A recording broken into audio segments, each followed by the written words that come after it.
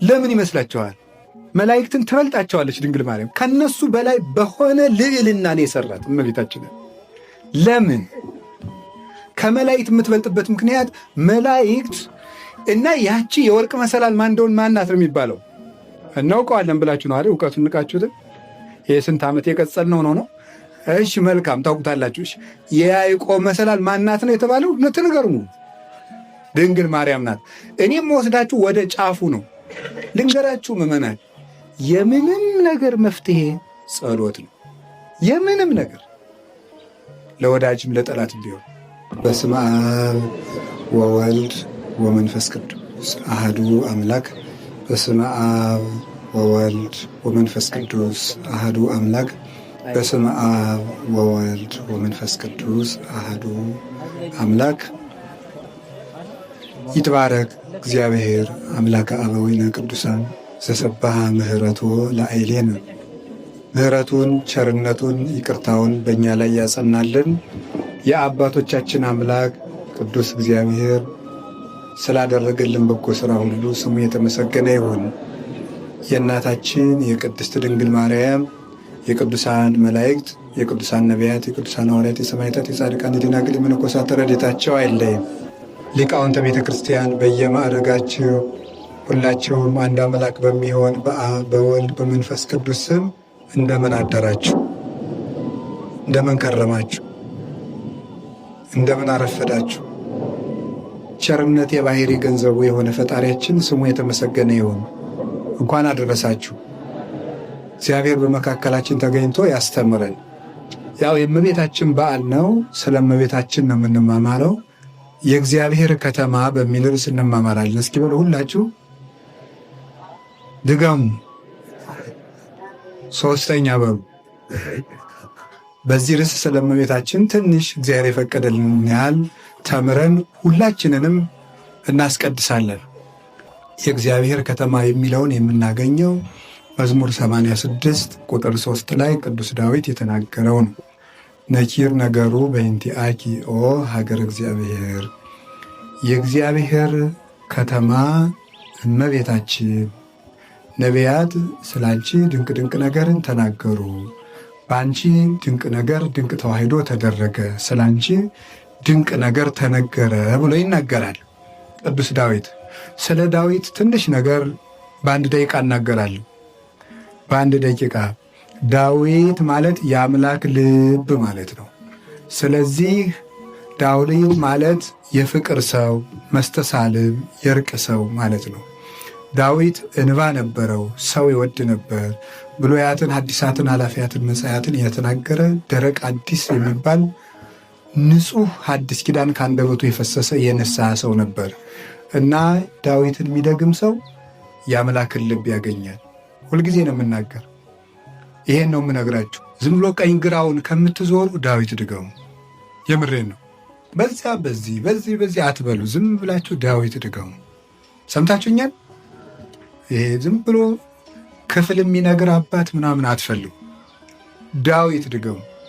ዳዊት ከደገማችሁ የትም ሳትሯሯጡ ለሕይወታችሁ የሚያስፈልገው ነገር ቤታችሁ ይመጣል። ራእይ ማየት አያስፈልጋችሁም። ህልም ማየት አያስፈልጋችሁም። የሆነ ባይታዊ መፈለግ አያስፈልጋችሁ። የሚያስፈልጋችሁ ከእግዚአብሔር ጋር በዳዊት መነጋገር ነው። በዳዊት ከጸለያችሁ እግዚአብሔር የሚያሳጣችሁ ነገር የለም። ቅረቡ ሀቤሁ ወያበር ለክሙ ወይትሐፈር ገጽክሙ። ወደ እግዚአብሔር ቅረቡት፣ እሱም ገጸ ረድኤቱን ያበራላችኋል፣ ፊታችሁ አፍሮ አይመለስም ብሎ ዳዊት ተናግሯል። እግዚአብሔርን ለምናችሁ አፍራችሁ አትመለሱ። ብር ካገኛችሁ እንደምንም ብላችሁ ዳዊት ግዙ። ከዚያ ድገሙት። እግዚአብሔር ቅርብ ነው። እግዚአብሔር እንደ ጣዖት ዝም ብሎ እዚያ የሆነ ቦታ ጉች ያለ አምላክ እንዳይመስላችሁ። እግዚአብሔር ከእኛ ጋርም የሚኖር ነው። እግዚአብሔር አብሮን የሚኖር ነው። ሩቅ አገር ያለ አንድ የተከበረ ንጉሥና ፈርተን ተንቀጥቅጠን በመጋረጃ ማየት የማንችለው ሰላም አስከባሪዎች ወይም ደግሞ እልፍኛ አስከልካይ የሚባሉት በፊቱ የከበቡት ዞር በል መግባት አትችልም የሚሉት ንጉሥ አይደለም። እግዚአብሔር ትሑት፣ ቅርብ፣ ከድሃም ከባለጸጋም ጋር አብሮ የሚኖር ከተራዎች ጋር አብሮ የሚኖር የተራዎች ሁሉ አባት ነው እግዚአብሔር። እግዚአብሔርን ለማግኘት ወረፋ ማስያዝ፣ የሚያነጋግር ሰው መፈለግ አያስፈልግም። እግዚአብሔርን ለማነጋገር ብቻህን ትችላለህ። ትልቅ ሰውን ለማነጋገር ግን በዙሪያቸው ያሉ ሰዎችን ማነጋገር ያስፈልጋል። አሁን አይችሉም፣ አሁን ይችላሉ፣ አሁን ደክሟቸዋል፣ አሁን የሉም፣ አሁን ፈቃደኛ አይደሉም ማለት አለ። እግዚአብሔርን ለማግኘት እሳ በቃ ብቻህን ትችላለህ። በማን በኩል ልሄድ እንትና ልደውልለትና ያናግርልኝ ሆን የለም። በቃ እግዚአብሔር ቀጥታ ይገኛል። አባታችን ሆይ እንድንለው ብቻ ነው ፈልግ። በከመ ይምህር አብ ወልዶ ከማሁ ይምህሮሙ እግዚአብሔር ለላ ያፈቅርዎ። አባት ለልጁ እንዲራራ እግዚአብሔርም ለሚወዱት ይራራላቸዋል። እግዚአብሔር ርኅሩህ ነው። ስለ እግዚአብሔርን ፈልጉት፣ አያሳፍራችሁም። ለምኑት፣ ዝም ብላችሁ ጀምሩ። በቃ እኔ 40 ቀን ዳዊት እደግማለሁ ጥያቄ ይመለሳል ብላችሁ ጀምሩ። እርግጠኛ ነኝ ይመልስላችኋል። ይሄ ዝም ብሎ የማይጨበት ተስፋ እየሰጧችሁ አይደለም። እግዚአብሔር የምንተማመንበት እውነተኛ ግንብ ስለሆነ ነው። አምላከ ዳዊት ሁላችንንም ይስማን፣ ሁላችንንም ይስማን። የሚያስገርመው የትኛውንም የቅዱስ ገድል ስታነቡ ጠቅላላ ጸሎቱ መዝሙረ ዳዊት ነው። 70-80% ጸሎት ጠቅላላ የሁሉንም ቅዱሳን ገድል። የቅዱስ ያሬድን ዜማ ብታነቡት ብትሰሙት ምዕራፍ ምንድን ነው? ዳዊት። ሌሊቱን ሙሉ በአብይ ጾም የሚቆመው ዳዊት። ጾመ ድጓው ምንድን ነው? ዳዊት። ኢሳይያስ። ቀኑን ሙሉ አባቶቻችን ያሬድን ያህል ሊቅ ኦሪቱን የማያውቀው ሁኑ፣ ሌላውን የማያውቀው ሁኑ፣ መጽሐፍ የማያውቀው ሁኑ፣ የሊቃውንትን መጽሐፍ የማያውቀው ሁኑ አይደለም። ያን ሁሉ ዳዊት በዜማ ቀምሮ የሰራው ያው አርያም ሲቆም ብትሰሙት እናንተ ምዕመናን አይሰማችሁም። ምዕመናን ምን አለባችሁ ታሪክ አታውቁ አሉ አንድ ሊቅ። አይሰማችሁም እንጂ ባለሙያዎቹ የድጓ መምህራን ሲሉት ልብን ነቅሎ ይወስዳል። ዳዊቱ እንዲያውም አሳዛኝ ነው፣ ደግሞ በዜማ ሲባል የሚያስደንቅ። ስለዚህ እንደው መዝሙረ ዳዊት ይገርማችኋል እኮ እስመ በመዝሙረ ዳዊት ይዜምሩ ሰማያውያን ወምድራውያን። በዳዊት መዝሙር የሰማይ መላእክት እንኳን ሳይቀሩ ያመሰግናሉ። መላእክት የሚያመሰግኑበት ዜማ ነው። ከመንግሥተ ሰማያት ከበሩ ላይ የምስጋና ነጋሪት የሚጎስመው ቅዱስ ዳዊት ነው። ስለዚህ ይህንን ምስጋና አመስግናችሁ ዳዊት በጸሎቱ ይህን ዳዊት እየደገመ እንደ ዶሮ ሊያንቀው የሚፈልገውን ሳኦልን አምልጦታል።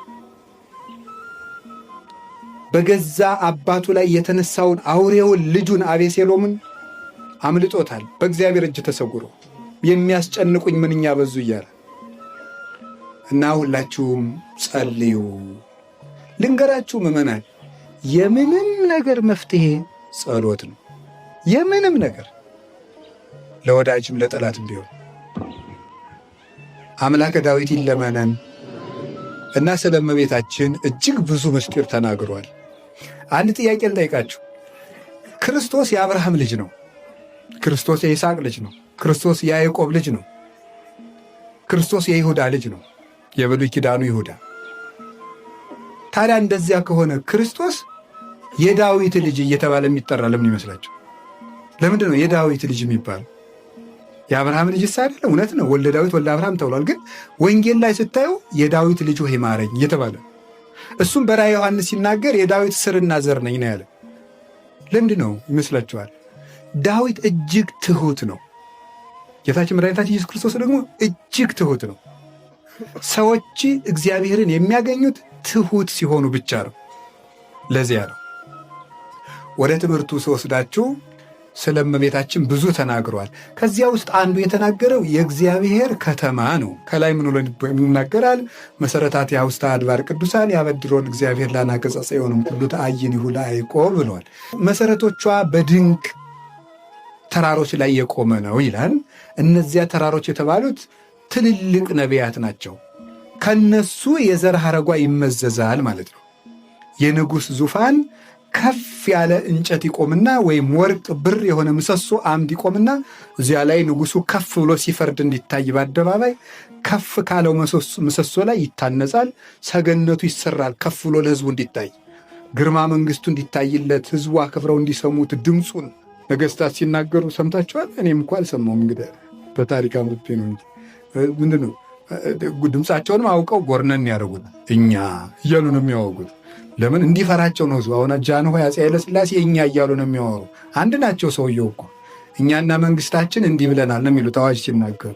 እና እንደዚያ ብለው ያስፈራሉ፣ ያስገርማሉ።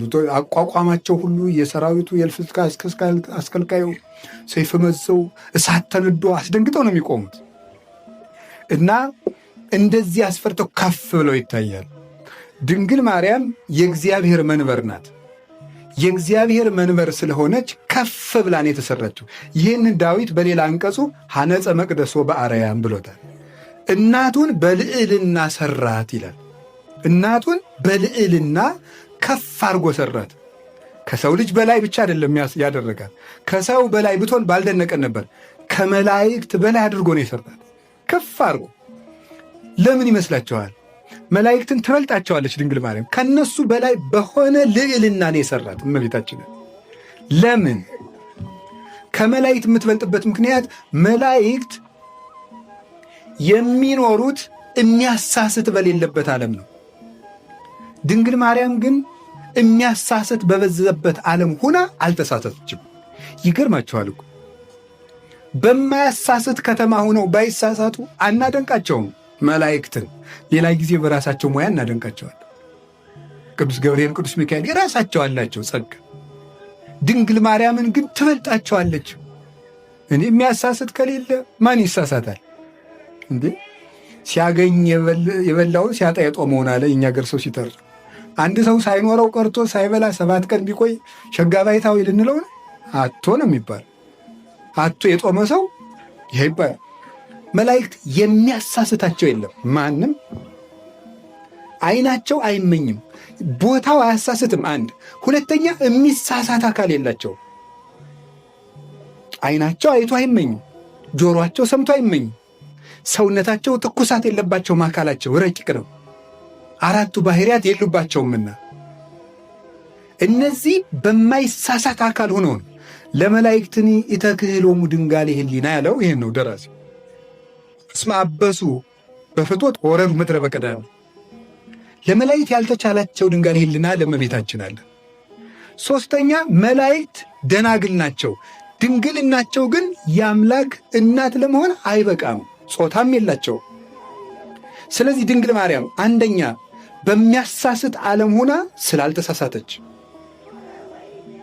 እንደ ሰው ስህተት ሊስማማው የሚችል ከ4ቱ ባህሪያት የተፈጠረ አካል ይዛ አካሏን ግን ስላልተሳሳተችበት ብቻ ሳይሆን እግዚአብሔርን ለማየት የበቃ የመጨረሻው ንጹሕ አካል አድርጋ ስለጠበቀችው፣ 3ኛ በድንግልናዋ አምላክን ስላፈራችበት፣ በእነዚህ ከመላእክት ይልቅ ትበልጣለች። እንዲህ ያለች መንበር ናት እመቤታችን። ከሱራፌል ከኪሩቤል ትበልጣለች። ደግሞ ይሄ ከአጠቃላይ ከመላእክት ተፈጥሮ ነው። ለመንበሩ ቅርብ ከሆኑት መንበሩን ከሚሸከሙት ከኪሩቤል ከሱራፌል ትበልጣለች። ለምንድን ነው? እነዚህ ማየት ነው የማይችሉት። ማንን? እግዚአብሔርን ሊያዩት ራሱ አይችሉም። በሁለት ክንፋቸው ፊታቸው፣ በሁለት ክንፋቸው እግራቸው ሸፍነው እንዲዝረበው ይቆማል። አንተን ማየት አይቻለንም፣ በእግራቸው መቆም በአንተ ፊት መቆም አንችልም ብለው ሊቁ እንደተናገረው ከመያው እዮሙ ነበልባሉ ከመንበሩ የሚወጣው ነደ እሳት እንዳያቃጥላቸው፣ ምክንያቱም እሳት ይውህዝም መንበሩ ይለዋል ትንቢተ ዳንኤል ምዕራፍ 11 ላይ። ከመንበሩ እሳት ይጎርፋል ይላል። ነደ እሳቱ እንዳያጠፋቸው ፊታቸውን ሸፍነው ክንፋቸው የሚያድናቸው ሆኖ አይደለም፣ የፍርሃት ምልክት ነው ብለዋል ሊቃውን።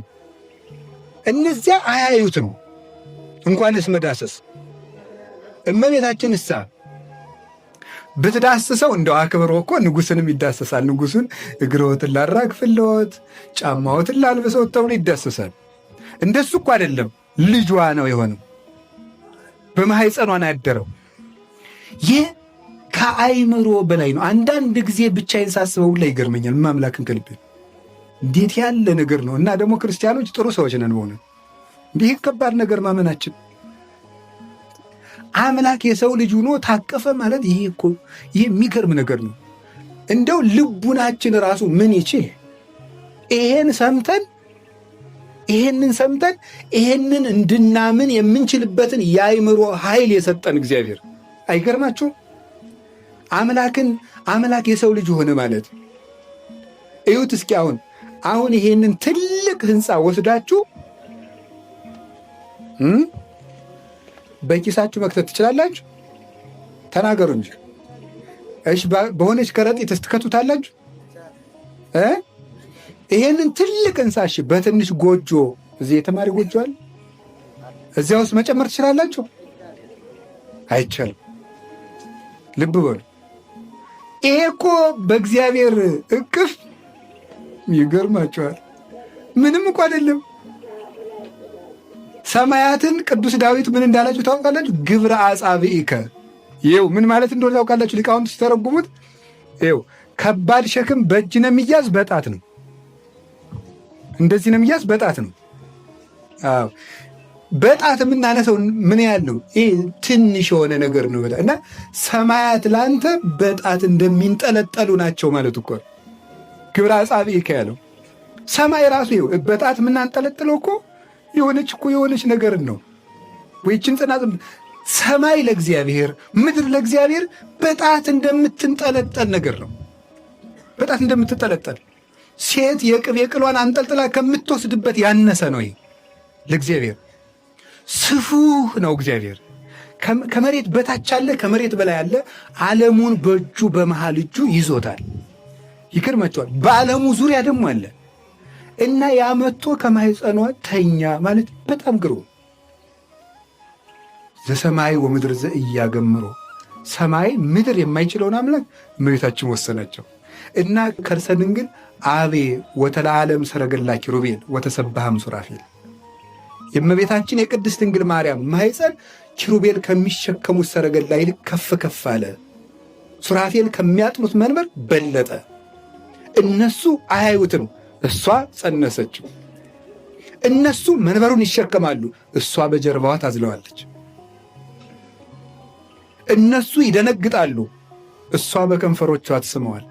ልጇ ነው፣ በእጆቿ ትታቀፈዋለች። እጁን ይዛ እናት ሆና ታስከትለዋለች። የቀሚሷን ጨርቅ ይዞ እንደ ልጅ ቀና ቀና እያለ እያያት ያለቅሳል እዘኝ ብሎ። ይህንን የተደረገባት በአንቺ የተደረገው ነገር ነኪር ድንቅ ነው፣ ልዩ ነው፣ ለሰው በሚነገር አንደበት አይነገርም። እና እመቤታችን በልዕልና ተሰራች ሲል ምን አለ? መሰረቶቿ በከበሩ ተራሮች ናቸው። ያበድሮን እግዚአብሔር ለአናቅጸ ጽዮን እምኩሉ ተአይኒሁ ለያዕቆብ። እግዚአብሔር ከያዕቆብ ድንኳኖች ይልቅ የድንግል ማርያምን ሕዋሳት ይወዳቸዋል። ለምንድነው የሚወዳቸው? የያዕቆብ ድንኳኖች ማለት ከሌሎች ሴቶች ሕዋሳት ይልቅ የድንግል ማርያምን ሕዋሳት እግዚአብሔር ይወዳቸዋል። ለምንድነው የሚወዳቸው? ከግር ጥፍሯ እስከ ራስ ፀጉሯ ድረስ ምንም ነውር የለባትም። አልብኪ ነውር ወይ ምንትን ይበላይ ሌኪ፣ በአንቺ ላይ ምንም ነውር ነቀፋ የለብሽም ይላታል። ዘካርያስ ትንቢተ ዘካርያስ ምዕራፍ 11 ላይ ምን አየው ነው የሚለው? ርይቁ ተቋመ ማይቶት ምንድን ነው ያለ? ኩለንተሃ ወርቅ፣ በውስጥ በአፋ በወርቅ የተለበጠች ሁለንተናዋ ወርቅ አንዲት መቅረዝን አየው አይደለም? ስለዚህ ያቸው ወርቅ ምን ይመስላችኋል? ዘዘካርያስ ተቋም ዘወርቅ ዘሕዝቅኤል እጹት ምስራቅ። ቅዱስ ያሬድ ያለው ይእቲ ማርያም ዘውዳሴሃ እሙቅ። የዘካርያስ የወርቅ መቅረዝ፣ የሕዝቅኤል የምስራቅ ደጃፍ ምስጋናዋ ተቀድቶ የማያልቅ ማርያም ናት ይላል። ይሄ በወርቅ የተለበጠ የሚለው ምን ይመስላችኋል? ኩለንተሃ ወርቅ የሚላት ለምንድን ነው? ኩለንተሃ ሰው ጆሮው ጥሩ ቢሆን አይኑ ሌባ ነው። አይቶች ጆሮ ሐሜት አልሰማም ቢል አይኑ ሌባ ነው፣ ወይም ደግሞ ሰው ይንቃል። አንዳንዱ ሰው እኮ ሲያየታችሁት እንኳን አላያችሁት ሰውን እንዴት አድርጎ ዝቅ አድርጎ እንደሚያየው ማለት ነው። እንደዚያ ነው አይኑ። ሰው በእጁ እየሰጠ በእግሩ ይሰርቃል። ይገርማል እኮ በእግሩ ይሰርቃል። አዎ በአንደበቱ ጤና ይስጥልኝ እያለ በልቡ ይረገማል። ሰው እንደዚያ ነው። አንዱ ቢያርፍ ሌላው አያርፍ። እዚህ ተቀምጦ ልቡ ሌላ ቦታ ሲመነጥር ሲመነጥር ሲመነጥር ሲያመቻች ነው የሚውለው። ሰው እረፍት የለው እረፍት። ድንግል ማርያም ግን ሁሉ ነገሯ ወርቅ። አንዳንዱ ሰው ንግግሩ ቅድም ሰምታችኋል። መዓዛ አፏሃ ከመኮል፣ የአንደበቷ መዓዛ እንደ እንኮይ ነው። መላትያ ከመቅርፍተ ሮማን ይላታል ቅዱስ ያሬድ። ጉንጮቿ እንደ ሮማን ናቸው። ምን ማለት ነው? ሮማን ፍሬው የተነባበረ ነው። ሀብት ሁሉ የሞላባት ፍሬ እመቤታችን ናት። ሀብት ሁሉ የሞላባት የመላእክት ሀብት፣ የነቢያት ሀብት፣ የሐዋርያት ሀብት፣ ሀብተ ሰማያዊ ሀብተ ምድራዊ በእሷ ይገኛል። ስንቱን የቻለች ድንግል መሰለቻችሁ? ይህ ሁሉ ነው ያላት እመቤታችን። ስለዚህ ሁለንተናዋ ወርቅ ነው። ይገርማል። ህሊናዋ ወርቅ ነው። እፍ የሚባል የለው። ልቧ ወርቅ ነው። ማህፀኗ ወርቅ ነው። እጆቿ ወርቅ ናቸው። እመቤታችን አሪያ እነዚህን እግዚአብሔር ይወዳቸዋል። ከዚያሳ ነኪር ነገሩ በእንቲአኪ ሀገረ እግዚአብሔር ከርዕስ የደረሱ የእግዚአብሔር ከተማ ሆይ በአንቺ ድንቅ ነገር ይባላል። እመቤታችን የእግዚአብሔር ከተማ የሚያሰኟትን 3 ነገሮች ብቻ ተናግሬ ትምህርቴን ልቋጭ። አንደኛ እመቤታችን የእግዚአብሔር ከተማ የምትባለው ለምንድን ነው? የመጀመሪያው እግዚአብሔር በምድር ላይ ይኖራል፣ ከሰው ጋር ይኖራል። እግዚአብሔር መኖሪያ ያለው የለው። ግን አንድ ነገር ይነግረናል ሊቁ ዘሰማይ ወምድር ዘእያገምሮ ልብሰ ዘዕቁብ በንጽ ይከውን ማይደሮ ለእግዚአብሔር። ሰማይና ምድር የማይችለውን እግዚአብሔር በንጽህና የተዘጋጀ ልብ ግን ማደሪያ ይሆነዋል ይላል አረጋዊ መንፈሳዊ። በንጽህና የተዘጋጀ ልብ የእግዚአብሔር ማደሪያ ይሆነዋል። ኦሪት ዘፍጥረት ምዕራፍ 6 ላይ ስታነቡ እንዲህ ይላል እያሃድር መንፈሴ ምስለ እሉ ሕዝብ መስጋሙንቱ። ከነዚህ ሰዎች ጋር መንፈሴ አይኖርም። ምንድናቸውና አለ? ሥጋ ብቻ ናቸውና አለ። መንፈሴ አይኖርም። በሥጋ ብቻ ጸንቶ ለሚኖር ሰው እግዚአብሔር በዚህ ሰው አድሮ አይኖርም። እና ድንግል ማርያም ግን የእግዚአብሔር ከተማ የምትባለው ለምንድን ነው? ይገርማችኋል። እንደዚህ ያለ ስም ያለው ፍጥረት ሌላ ማንም የለም። ሰው አምጡ፣ መልአክ አምጡ፣ ማንም ሰው የእግዚአብሔር ከተማ ይባላል። ለምን የእግዚአብሔር ከተማ ያልናት ለምንድን ነው? አንድ ነገር ላስታውሳችሁ። ኦሪት ዘፍጥረት ላይ ያዕቆብ ወደ ሎዛ ሲሄድ አንድ ታሪክ ታስታውሳላችሁ። ወደ ሶርያ ሲሄድ ሎዛ ሲደርስ ተኝቶ ምን አየ ነው የሚባለው? ምን አየ? ሌሊት በሉ ተናገሩ እንጂ። መሰላሉ ላይ ጫፉ ላይ ምን አለ? ዙፋን። እዚያ ላይ ምን ተቀምጧል? ንጉሥ። እና ያቺ የወርቅ መሰላል ማን እንደሆነ ማናት ነው የሚባለው? እናውቀዋለን ብላችሁ ነው አይደል? እውቀቱን ንቃችሁት። ይሄ ስንት ዓመት የቀጸልነው ነው። እሺ መልካም ታውቁታላችሁ። እሺ የያዕቆብ መሰላል ማናት ነው የተባለው? ንገሩ። ድንግል ማርያም ናት። እኔም ወስዳችሁ ወደ ጫፉ ነው። ጫፉ ምን ይመስላችኋል? የድንግል ማርያም ህሊና ነው። ባሕፀኗ ብሎ ተርጉሞታል። የድንግል ማርያም ህሊናዋ ነው። አንድ ነገር ይናገራል ቅዱስ ጳውሎስ፣ የሴት ሁሉ ራስ ወንድ ነው ይላል። ሰማችሁ? የሴት ሁሉ ምንድን ነው? ራስ ምንድን ነው? ምን ማለት ይመስላችኋል? እንግዲህ መጽሐፍ ቅዱስ ነው፣ አባ አይደለም ያለው። የሴት ሁሉ ራስ ምንድን ነው ማለት ሴቶች ያው ማደግ ሲጀምሩ ስለ ወንድ ያስባሉ ነው፣ ሌላ ነገር የለም። ስለ ወንድ ያስባሉ ማለት ሴቶች ዝም ብለው ወንድ ነው የሚያስቡት ማለት እንዳይመስልህ። እንደዚያ ሳይሆን ሴቶች ከተወለዱ ከፍ ካሉ ጀምሮ በወንድ ልጅ ምን አይነት ህሊና ምን አይነት ምስል እንዳላቸው ይጨነቃሉ ነው። ሰማችሁ አይደለም? እንዴት ነው ደስ ላለው አስከፋለሁ ሲያዩ እንዴት ያለው ነው የሚለው ያስጨንቃቸዋል ለማለት ነው። እሺ ሌላ ወደ ኃጢአት ያለ የሚወስድኳል ጭንቅ ነው የሚሉት። ለዚያ እኮ ነው መከራቸውን አይተው ነው የሚለብሱት ይመስለኛል። እንግዲህ ሌላ አይደለም እኮ። ስለዚህ ይጨነቃሉ።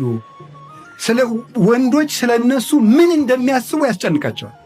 ስለ እኔን የሚያስበው አብሽቄው ይሆን አስጠልቼው ይሆን እንዴት መከራቸውን ያሳያቸዋል። በዚህ ነው የሴቱን ራስ ወንድ ነው ማለት ስለ ወንድ ስለ እኔ ምን ያስባለሁ ይጨነቃሉ።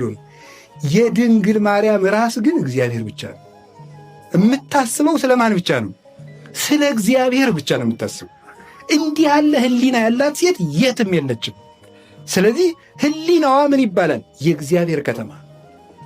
ጫፏ ላይ እግዚአብሔር ተቀምጦባት ነበር ማለት በድንግል ማርያም ህሊና ውስጥ ከእግዚአብሔር ውጭ ሌላ ሐሳብ ገብቶበት አያውቅም። ገነት እጹብት አዘግት ህትምት ያላት የታጠረች ተክል የተዘጋች ጉድጓድ ናት። ያለባት ያ ንጹሕ ምንጭ ክርስቶስ ብቻ ነው። ያለባት ያ ፍሬ ሕይወት ክርስቶስ ብቻ ነው። ወደዚህች ሌላ ገብቶ አያውቅም። መቅደሱ ስትኖር አንድ ሐሳብ ፊቷን እንኳን ወደ ምዕራብ ዙራ አታውቅም። 12 ዓመት ወደ ምስራቅ ዙራ ብቻ ነበር የምትቀመጠው። በእውነት አራይራይ ክኒ እህቴ መራት በሃቲ ንብረተ ክሳደኪ መባል የሚገባት እች ብቻ ነው። ወደ እግዚአብሔር ብቻ ልቡናዋ የዞረላት ድንግል ማርያም እግዚአብሔር ብቻ የገባባት የምስራቅ በር ማለት እኮ ስለ ጽንሱ ብቻ አይደለም። ቀድሞም ወደ ልቧ ከእግዚአብሔር በቀር ሌላ ገብቶበት የማያውቅ ነው። ከቃሉ ጋር ናችሁ? ከቃሉ ጋር ናችሁ? ስለዚህ እመቤታችን መባል ይገባታል። ተናገሩ እንጂ እና ድንግል ማርያም ማድነቅ ቀላል መሰላችሁ? እስቲ አንድ ደቂቃ ልስጣችሁና ስለዚህ መስቀል ብቻ አስቡ ብላችሁ እርግጠኛ ነኝ አንድ ደቂቃ ስለዚህ መስቀል ብቻ ማሰብ ይችላል አይችልም? ቆይታ መንጨት እንጂ መስቀሉን ማን ቆረጠው ትላለህ። እዚያ እንትና የሚባለውን ጋራዥ አውቀዋለሁ ምን ይመጣብሃል? አዎ ወይም እንደዚህ ያለ የሚመጣ በፍጹም የሰው ልጅ አይምሮ በፍጹም እስመ ህሊናሁ ለብእሲ ይትወላወል እምጊዜ ልደቱ እስከ ዕለተ ሞቱ። ዮሐንስ ዘእስክንድርያ የተባለ ሊቅ ሃይማኖታዊ ምዕራፍ 52 ላይ ሲናገር የሰው ልጅ አይምሮ ከልደቱ እስከ ሞቱ ድረስ ሲለዋወጥ ይኖራል። እረፍት የለውም ቀኑ ሙሉ። አዲያ ዝም አይገርማችሁም? 5 ደቂቃ ለማስቀደስ እኔ የሰው ህሊና አልመረምርም አላውቅም፣ ግን እንደው ሰው አሃዱ ብሎ እስከሚጨርስ እንኳን ህሊናው ይሰበሰባል። አዲያ 64 ዓመት ሙሉ ያላዘነበለ ህሊና አይደነቅም? ይደነቃለች። 64 ዓመት ሙሉ ከእግዚአብሔር ፊቱን ዘወር ያላደረገ ልብ እንዴት አይደነቅም? እጅጉን ይደነቃል። እመቤታችን የማትደንቀው ሰው ልቡናው በዚህ ዓለም የታሰረ ብቻ ነው። እና እመቤታችን የእግዚአብሔር ከተማ ናት። ሁለተኛው የእግዚአብሔር ከተማ የሚያሰኛት የአካላዊ ቃል ታቦት ስለሆነች ነው። እስኪ በሉ የአካላዊ ቃል ታቦት በሉ። የአካላዊ ቃል ታቦት በብሉይ ኪዳን እንደምታስታውሱት ሰሞኑንም ውዳሴ ማርያም ቅዳሴ ማርያም ሲተረጎም ሰምታችኋል። እግዚአብሔር ሙሴን ምን ብሎት ነበረ? ከማይነቅዝ እንጨት ምን ቅረጽ ብሎታል? ታቦት። ታቦቱን በምን ለብጠው ብሎታል? በወርቅ። ከዛ በጽላቱ ላይ ምን ጻፍበት ብሎታል? 10ሩን ቃላት። እሺ ምን ከማይል እንጨት ተናገሩ። እንጨቱን በምን ለብጠው? በጣም ግሩም። እሱን ነው የምፈልገው። ምን ከማይል እንጨት በምን ለብጠው? በጣም ግሩም ነው። እዚያ ውስጥ ምን ይቀመጣል? 10ሩ ቃላት ይቀመጣሉ። ልብ በሉ። መቅደስ ይሄ ወርቅ ታቦቱን ከማይነቅዝ እንጨት አድርገው።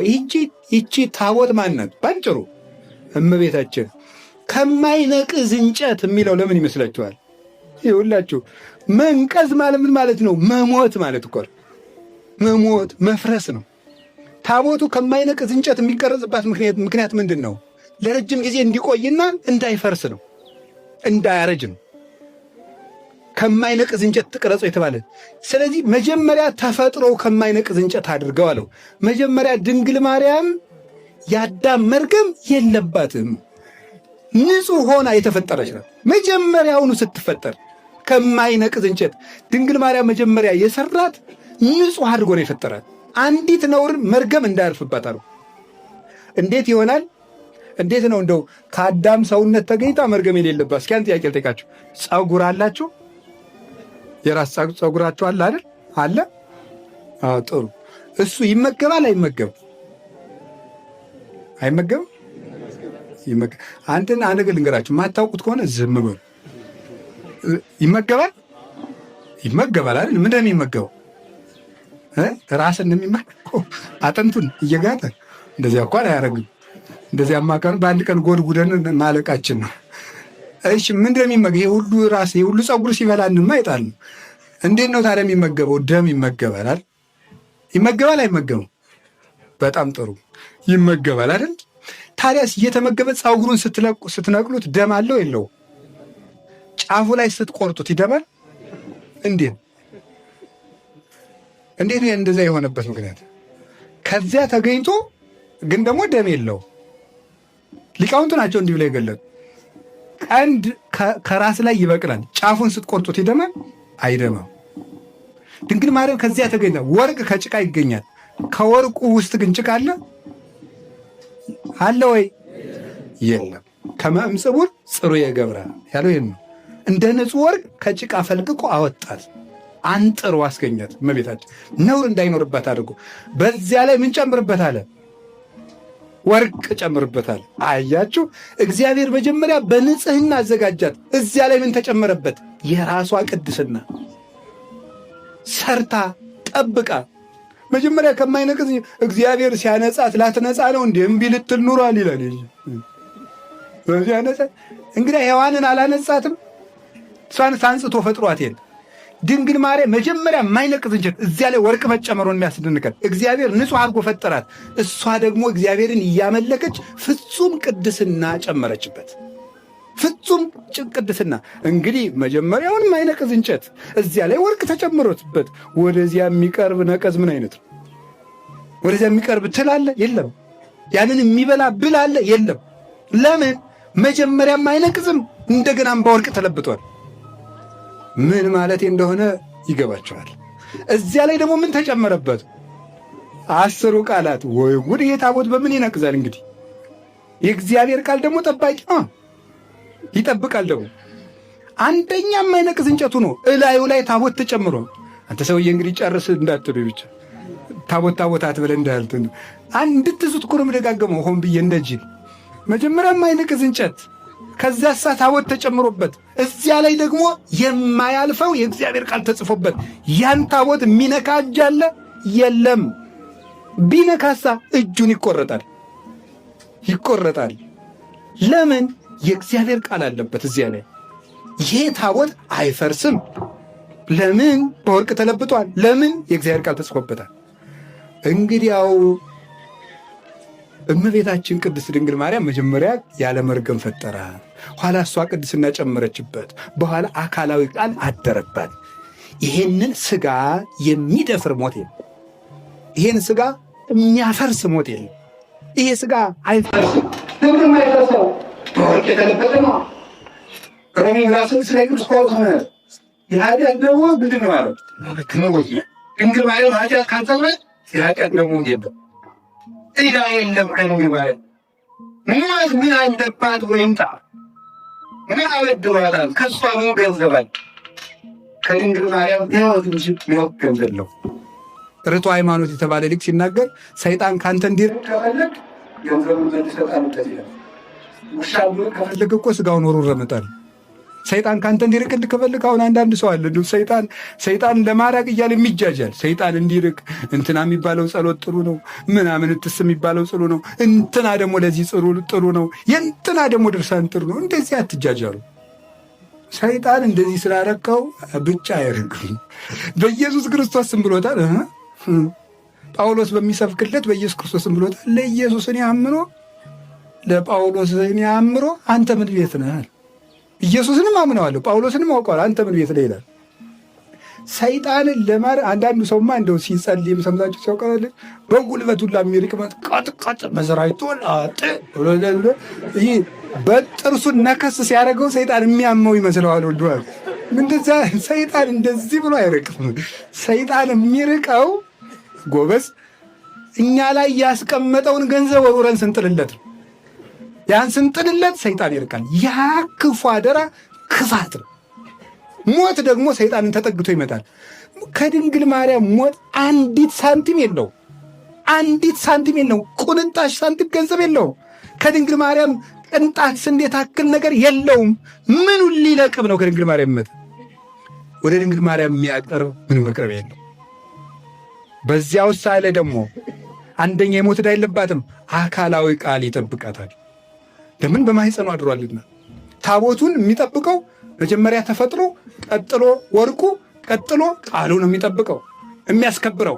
ድንግል ማርያምን ያስከበራት ከሞት በላይ ሆና እንድትነሳ ያደረጋት መጀመሪያ በጥንተ ተፈጥሮ መክበሯ፣ ሁለተኛ በንጽህና የተሸለመች መሆኗ፣ ሦስተኛ የአካላዊ ቃል እናት መሆኗ ነው። እነዚህ ሦስቱ ድንግል ማርያም በሞት እንዳትደፈር አድርጓታል። መሞቷ ግን የሰው ልጅ መሆኗ እንዲታወቅ ልጇ በሄደበት መንገድ መሄድ ስለነበረባት ከቃሉ ጋር ናችሁ። ሦስተኛ ድንግል ማርያምን የእግዚአብሔር ከተማ የሚያሰኛት ለምን ይመስላችኋል? አሁን የአምላክ እናት ስለሆነች ነዋል። መጀመሪያ ንጹሕ ስለሆነች ነዋል። ሁለተኛ የአምላክ እናት ስለሆነች፣ ሦስተኛው ተመሳሳይ ነው። በእርግጥ የሕያው ሊቀ ካህናት እናት ስለሆነች ነው። የምን እናት አልኳችሁ? ተናገሩ እንጂ። የሕያው ሊቀ ካህናት እናት ድንግል ማርያም ለምንድን ነው ዛሬ ያረገች? እሷ ከሌላው ተለይታ ከሞት ተለይታ እንድትነሳ ያደረጋት ምንድን ነው ተለም ብንጠየቅ የማትፈርስ መቅደስ ስለሆነች፣ መቅደስ ዘኢትትነሰት ስለሆነች፣ ልጇ ደግሞ ቃዋሚ ሊቀ ካህናት ነው። ወይክል አድኅኖቶሙ ለለ ይመጽኡ እንተ መንገዴሁ እስመ ሕያው ውእቱ ወይተነብሎሙ። እርሱን አምነው ለሚመጡት ሁሉ ሊያድናቸው ይቻለዋል፣ ለዘላለሙም ሕያው ነውና ያስታርቃቸዋል ይላል። ሌሎቹሳ እያበውሆሙ ሞት ይንበሩ፣ ሞት እንዲኖሩ አያሰናብታቸውም። እሱሳ እስመ ይሳር ክህነቱ ለዓለም፣ ለዘላለም ክህነቱ አይሻርም። ስለዚህ ሊቀ ካህናት ዘይቀውሙ ሎሙ በውስተ ቃዋሚት ጽርህ ያለው ለዚህ እኮ ነው። በማትፈርሰው መቅደስ የሚቆመው ሊቀ ካህናት ኢየሱስ ክርስቶስ ነው። ስለዚህ ድንግል ማርያም የማይሞተው የዘላለሙ የሕያው ሊቀ ካህናት መቅደስ ናት። ሊቀ ካህናቷ ሞት የሚሽረው እንዳልሆነ መቅደሲቱም የምትሻር አይደለችም። ለዚህ ነው ኦ መቅደስ እንተ ባቲ ተክህነ እግዚአብሔር። ኤራቅሊስ ሃይማኖተ አበው ምዕራፍ 47 ላይ ሲናገር እግዚአብሔር ብቻ ላገለገለባት መቅደስ ምስጋና ይገባል ይላል። እግዚአብሔር ብቻ ላገለገለባት መቅደስ። አሁን ዛሬ በዛሬው ክብረ በዓል ላይ እንደሰማነው ቅዱስ ያሬድ እንደነገረን ድንግል ማርያም ያረገች ለምንድን ነው ብትሉት ቅዱስ ያሬድ ይመልስላቸዋል። ደብተራ ፍጽምት ዘጳውሊ ወማይደሩ በጽድቅ ዘገብራ ካህሊ። ድንግል ማርያም አረገች አለ። ፈለሰት እምዘይበሊ ሀበዘ ይበሊ። እመቤታችን ከሚያልፈው ዓለም ወደማያልፈው ዓለም አረገች ዛሬ ያለ ቅዱስ ያሬድ። ለምን ብላችሁ ጠይቁት። ለፈጠራት እውነተኛ ማደሪያው ስለሆነች አለ። ለፈጠራት እውነተኛ ማደሪያው ስለሆነች እሷ አትሻርም። የጳውሎስ ድንኳን ስለሆነች ነው አለ። ደብተራ ፍጽም የጳውሎስ ድንኳን የት ናት? እናምጣት። ዕብራውያን ምዕራፍ 9 ቁጥር 12 ላይ ትገኝላችኋለች። ወክርስቶስ እሰ ከዊኖ ሊቀ ካህናት ለእንተ ትመጽእ ሰናይት በውስተ ትሄይስ ወተአቢ ደብተራ እንተ ኢገብራ እደሰብ። ክርስቶስ ግን ለምትመጣው መልካም ነገር ለመንግሥተ ሰማያት ሊቀ ካህናት ሆኖ የሰው እጅ ወዳልሰራት መቅደስ ገባ ይላል። አሁን ሊቀ ካህናት ሆኖ የሰው እጅ ያልሰራት መቅደስ ወዳልሰራት መቅደስ ገባ። ይሄን ሊቃውንት 4 ትርጉም ሰጥተውታል። የሰው እጅ ያልሰራት መቅደስ አንደኛው መስቀል ነው። እንዴ አይሁድ አይደል የጠረቡት? አይሁድ ለሞት ጠርበውት ክርስቶስ ለሕይወት ስላደረገው እነሱ ባላዘጋጁት መንገድ ስለዋለ የሰው እጅ ያልሰራው ይባላል። ከዛስ ሁለተኛይቱ የሰው እጅ ያልሰራት መቅደስ ድንግል ማርያም። ሌላውን ሰው ፈጥሮታል እንዴ ቢሉ አልፈጠረውም፣ እግዚአብሔር ነው የፈጠረው። ግን የሰው እጅ አለበት። የሰው እጅ አለበት ማለት ምን ማለት እንደሆነ ገብቷቸዋል። ሰውን ይሰራዋል፣ ያፈርሰዋል። ድንግል ማርያምን እግዚአብሔር በእጁ ይሰራል። በንጽህና እጆቹ እንዳበጃት እንዳኖሯት የተገኘች ናት፣ ያልተለወጠች። ከዚህ የተነሳ ሊቀ ካህናት ኢየሱስ ክርስቶስ የገባ ግን አለ የሰው እጅ ወዳልሰራት መቅደስ ነው፣ ዘራ ወራዙስ ወዳላረፈባት ነው። አንድም ብለው አባቶቻችን ደብተራ ጳውሎስ የሚባሉት እዝነ አብ ነው ይላሉ፣ የአብ ጆሮ ነው ይላሉ። ወደ አብ ጆሮ ገባ፣ ድምፁ ተሰማለት ማለት ነው። በዕለተ ዓርብ ያቀረበው መሥዋዕትነት ወደዚያ ገባ። አንድም ወደ ደብተራ ብርሃን ገባ ይላል። ክርስቶስ ብቻ የገባባት ሊቀ ካህናት ስለሆነች ድንግል ማርያም አለና ቅዱስ ያሬድ ወደማያልፈው ዓለም ያረገችው ድንግል ማርያም ከሞት የተነሳችው የሊቀ ካህናቱ መቅደስ ስለሆነች ነው ብሎ መልሶልናል። እመቤታችን ያረገችው በዚህ ምክንያት ነው። ከቃሉ ጋር ናችሁ? ከቃሉ ጋር ናችሁ? እንዲህ ያለችው መቅደስ ልትፈርስ አይገባትምና በዛሬው ዕለት ጌታችን መድኃኒታችን ኢየሱስ ክርስቶስ እናቱን አሳረገ። አሁን ቅድም ድንግል ማርያም ታቦት ናት አላልንም ነበረ? ራእየ ዮሐንስ ምዕራፍ 11 ቁጥር 19 ላይ ያችን ታቦት አያት በሰማይ። ማን ነው እንዲህ ያለ? ያያት ቅዱስ ዮሐንስ። አያት ሰማይ ተከፍቶ ያችን ታቦት አየዋት አለ። ስለዚህ አበክሙ ሀባለወት ታቦት ዘዶር እንተ ይእትእግዝእትነ ማርያም፣ የብርሃን ታቦት ድንግል ማርያም ወዳለችበት ያግባችሁ። ያች ታቦት ምንድናት ስንለው ደግሞ ራዕየ ዮሐንስ ምዕራፍ 12 ላይ ሴት ናት አለ። ምን ያለች ሴት ናት ብንለው ፀሐይን የለበሰች ሴት ናት። እንግዲህ ፀሐይ ክርስቶስን የለበሰችው ሴት እመቤታችን ናት። እና ድንግል ማርያም የእግዚአብሔር ከተማ ናት። መላእክት ፈልገው እግዚአብሔርን አገኙባት። ሰዎች ፈልገው አገኙባት። ሰብአ ሰገል ፈልገው አገኙባት። ወርቅ፣ ዕጣን፣ ከርቤ ይዘው የመጡ ሰዎች ሁሉ እግዚአብሔርን ታቅፋው ያገኙ ከድንግል ማርያም እጅ ነው። ወርቅ ይሏቸዋል ሃይማኖት፣ ዕጣን ይሏቸዋል ተስፋ፣ ከርቤ ይሏቸዋል ፍቅር። ሃይማኖት፣ ተስፋ፣ ፍቅር ይዞ ለመጣ ሁሉ እግዚአብሔር ከድንግል ማርያም እጅ ይገኛል። የትም አይደል፣ ከድንግል ማርያም እጅ እግዚአብሔር ይገኛል። እና እመቤታችን እግዚአብሔር ከተማ ናት። በእውነት ዛሬ ሞት ሳይደፍራት ጎበዝ ንጉሥ ያለበት ግቢ እኮ በቀላሉ አይደፈርም። ይደፈራል? አይደፈርም። እንኳን ልትደፍረው ዘወር ብለህ ብታይ ዘበኞቹ ቀጥ ብለን ይሉሃል። ምን ድረስ ዘወር የሚያስብል ምን አስበህ ነው ይሉሃል ማለት ነው። እና እመቤታችን የንጉሥ መኖሪያ እንተ ይርእ የዓይነ ንስር፣ ዲያብሎስ ያላያት አሞራው ያላያት ገነት ናት እመቤታችን። ማየት አይችልም ድንግል ማርያም። እንኳን መቅረብ ሞት ድንግል ማርያምን ማየት አይችልም። እንኳን ድንግል ማርያምን ሄኖክን እንኳን ከበቶ እግዚአብሔር አይደል ያለው አላየው፣ ሞት እንዳያየው ሰወረው ነው ያለው። ሞት እመቤታችን እንኳን መንካት ማየት አይችልም። ሞት ያላያት ሀገር ድንግል ማርያም ነው። አሁን እንዲህ ብለን መዘመር እንችላለን። መኑ ይወስደኒ ውስተ ሀገረ ጥቅም ወመኑ ይመርሐኒ እስከ ኤዶምያስ። ወደማይደፈር ከተማ እንደው ማን በወሰደኝ አለ ቅዱስ ዳዊት። ዮሐንስ ዘደማስቆ የማትደፈረው ከተማ ማርያም ናት አለ። ለምን? ንጉሥ ክርስቶስ እያለ ያችን ከተማ ማን ይደፍራል? እንግዲያው ሰላም ወዳለበት ወደማይደፈር ከተማ ሮጦ መጠጋት የማይፈልግ ማን አለ? ማንም። ስለዚህ እኔ የትም መጠጋት ትፈልጋለህ ቢሉኝ የሮጥኩ መጠጋት የሚፈልገው ከድንግል ማርያም እቅፍ ነው። ምክንያቱም እሷ የማትደፈር ከተማ ናት። ወንበዴ አይነጥቀኝ፣ አውሬ አይነካኝ፣ ዝናብ ይመታኛል አልን፣ ፀሐይ ይመጣ ያቃጥለኛል አልን። የሰላም ከተማ ምቹ ሀገር እመቤታችን ናት። ለሰውም ለእግዚአብሔርም የበቃች ከተማ እመቤታችን ናት። ዛሬ አርጋለች። በእውነት የሰው ልጅ ባህሪ ከብሮ ያየ ነው በእሷ ነው። እግዚአብሔርማ ልጇማ ቢያርግ ምን ይደንቃል? አምላክ ነዋ። እሷ ማድረጓ ግን ይደንቃል። እናንተም ታርጋላችሁ። ለዚህ ምልክቱ ደግሞ እናቴን እዩዋት ብሎ እናቱን አሳርጎ አሳይቶናል። ስለዚህ እመቤታችን ትምክህተ ዘመድነ፣ የባሕርያችን መመኪያ፣ የሰው ልጆች ውክልና እመቤታችን ናት። እሷን ስለፈጠረልን እግዚአብሔር ይክበር ይመስገን። ጠዋትም ማታም ሌትም ቀንም ከድንግል ማርያም እንጠጋለን። እንድንጠጋባትም ቃል ኪዳን ሰጥቶናል። ዛሬ ሐዋርያት ፍልሰታን ጾመው ሲጨርሱ እመቤታችን አይተዋል። በነገራችሁ ላይ የፍልሰታ ሽልማት ጾማችኋል? አልጾማችሁም? ጾማችኋል? የፍልሰታ ሽልማት ምን ይሆንላችሁ ብትባሉስ? እኔ አልሰጥ ነገር። እሺ ልንገራችሁ፣ የፍልሰታ ሽልማት ትፈልጋላችሁ? አትፈልጉ?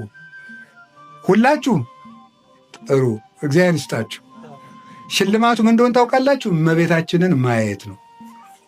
የፍልሰታ ሽልማት ድንግል ማርያምን ማየት ነው። ሐዋርያት ይህን ጾም የሰዩት የጾሙት አሳየን ብለው። ስለዚህ እንደው ቀንስ ይቅር ብፁዕ ዘይርእየኪ በሕልሙ ሌሊት ተብሏል ደራሲው።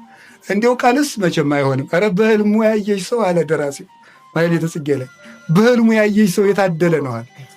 እንደው በሕሊናችን ማየት እንዲሁ በህሊናችን ማየት ያችን የእግዚአብሔር ከተማ በህሊናችን ማየት ሂደን ልንገራችሁ፣ እዚያችሁ ከተማ ሄዳችሁ ለመኖር ፓስፖርት አያስፈልግም፣ ትኬት አይቆረጥም፣ ይለፍ ደብዳቤ የላችሁ። ደግሞ አሁን አዲስ መታወቂያ መጥቷል አሉ። እሱን መያዝ አይጠበቅባችሁም። ለዚህ ለከተማው ያዙት እንዳጥሉት። ደግሞ መታወቂያ አትያዙ ብሏል ብላችሁ አታናትሙኝ ማለት ነው። ሰምታችኋል። ምንም አያስፈልጋችሁም። የሚያስፈልጋችሁ የልጇን የደሙን ማህተም መያዝ፣ የሚያስፈልጋችሁ ማርያም እመነ ማለት ነው። እናታችን ማርያም ሆይ ማለት ብቻ ነው። ሰማችሁኝ? እናታችን ማርያም ማለት ደስ ነው የሚል ደግሞ እናት ትሆናችሁ ብሏል እኮ። እናት ደግሞ በቃ ልጅ ጭቃ ቢያወቃ ምናምን ቢል ምናምን ከመበጽቡ ርትዋን ብሏል። ጭቃ እንደሚያወቃ ሰው እንደው ቁጠረኝ ብሏል። ልጅ ጭቃ አውቆ ሲመጣ እሰይ ልጅ ለማቡካት ደረስክ ትለዋለች እናት። ስለዚህ ብናበላሽም ድንግል ማርያም አትንቀንም። ለምን? ቅዱስ ጴጥሮስ አበላሽቶ ሲመጣም እናቱ ሆና ነው የተገኘች። ልጇን ክዶ ሲመጣ ብናበላሽም አትንቀንም፣ ትወደናለች። የእሷ ልጆች ያደረገን አምላክ እግዚአብሔር ይክበር ይመስገን። ዘወትርም ሁልጊዜ ወደዚያች ከተማ እንሄዳለን። እርግጠኛ ነኝ ከእሷ ተጠግተንም በሰላም እንኖራለን። ወስብሐት ለእግዚአብሔር። ይቆየን።